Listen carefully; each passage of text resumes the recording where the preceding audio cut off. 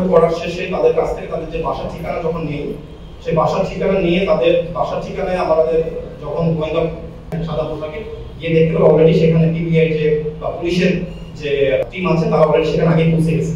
তো আমাদের লোক ওই পিবিআই টিমের সাথেই ছিল।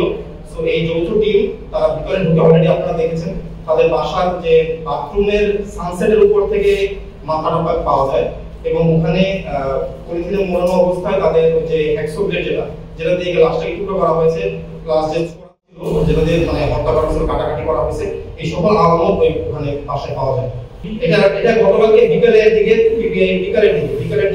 মানে পিবিআই পুলিশ তখন আমার লোক ওখানে ছিল, বাট আমার লোক ঢোকার আগে দেখা যায় পিবিআই চলে আসে। তো একসাথে সবাই ঢোকার পরে তারা বেসিক্যালি এটা পুলিশ আসলে রিকভার করেছে।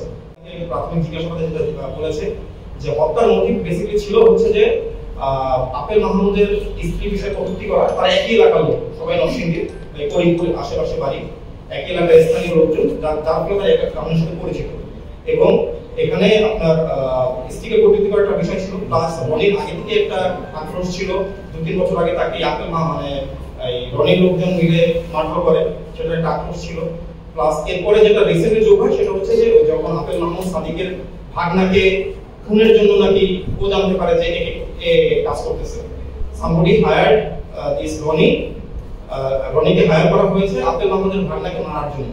এরকম একটা পরিকল্পনার কথা আপেল মাহমুদের কানে আসে, যার পরিপ্রেক্ষিতে সে যখন এই দুটো একটা স্ত্রীর এগেইনস্টে একটা ইস্যু ছিল, প্লাস হচ্ছে ভাগনার এগেইনস্টে একটা ইস্যু ছিল, প্লাস রনির তো আগে থেকে আরেকটা ইস্যু ছিল। তো এই সকল ইস্যু মিলে তারা চিন্তা করে যে ওকে হত্যা করা হবে এবং তারা এই কাজটাকে আরো গোপনীয় করার জন্য বেসিক্যালি রেল লাইনে নিয়ে যায়, যাতে কোনো চিহ্নবাহী না থাকে, মানে কোনো ক্লু না থাকে। মানে রেল লাইনে নিচে গেল, ট্রেন আসলো, ধাক্কা দিয়ে রেল লাইন নিচে ফেলাই দিল, এই ধরনের তাদের একটা মোটিভ ছিল, বা সেটা চরিতার্থ করতে পারে নাই।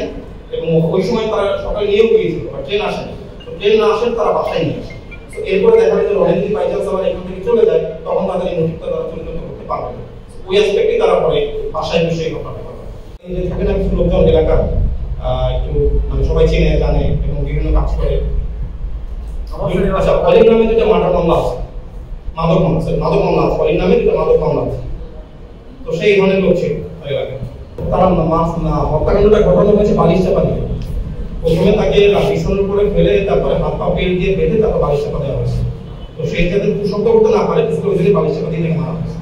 শ্বাসকষ্ট করে হত্যা করা হয়েছে প্রথমে, তারপর হচ্ছে তার লাশটাকে ডিসপোজ অফ করার জন্য টুকরো করার চিন্তা করা হয়েছে। আচ্ছা, মুদাসরের বিরুদ্ধে কি আগে কোনো ক্রিমিনাল রেকর্ড আছে? ওই যে রেল স্টেশন থানায় একটা মামলা আছে, চুরি মামলা, 469 ধারা চুরি মামলা।